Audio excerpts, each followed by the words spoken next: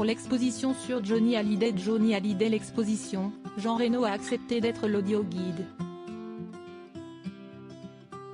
Tout au long de ce beau projet de 3000 m², qui n'aurait pas vu le jour sans la veuve du rocker Laetitia Hallyday, CST donc la voix de l'acteur du Grand Bleu qui accompagne les visiteurs. Ce mardi 3 janvier, Jean Reno a accepté de se livrer dans les colonnes du Parisien, l'occasion notamment pour lui d'évoquer ce projet et la douleur de la disparition de Johnny encore très vive. S'il a accepté cette proposition, s'y estique tout simplement parce que comme il le dit pour Johnny, il n'y a pas à discuter, tu viens avec ton bâton de pèlerin, fait-il savoir. Mais les enregistrements, en français et en anglais, ont parfois été douloureux. Mais le deuxième et dernier jour d'enregistrement, quand je raconte la fin de sa vie, ça a été difficile. Il y avait beaucoup de souvenirs.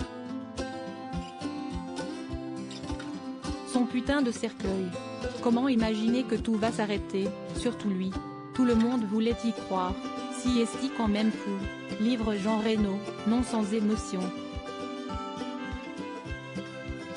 Déjà lors de ses funérailles à la Madeleine, l'acteur des Visiteurs avait lu l'escargot de Jacques Prévert, à la demande de Jade, la fille aînée de Johnny et Laetitia. Jade m'a demandé de le lire, confie-t-il à nos confrères. Je ne menais pas large.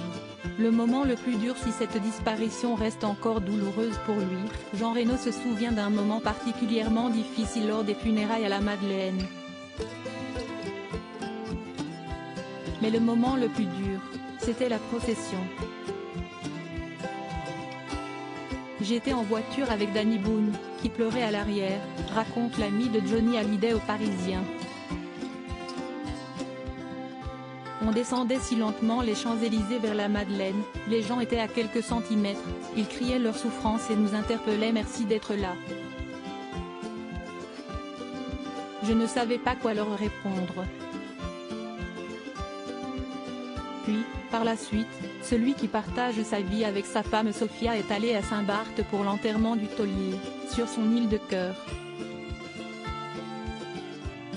J'étais allé chez lui à Saint-Barth avant, mais pas très souvent.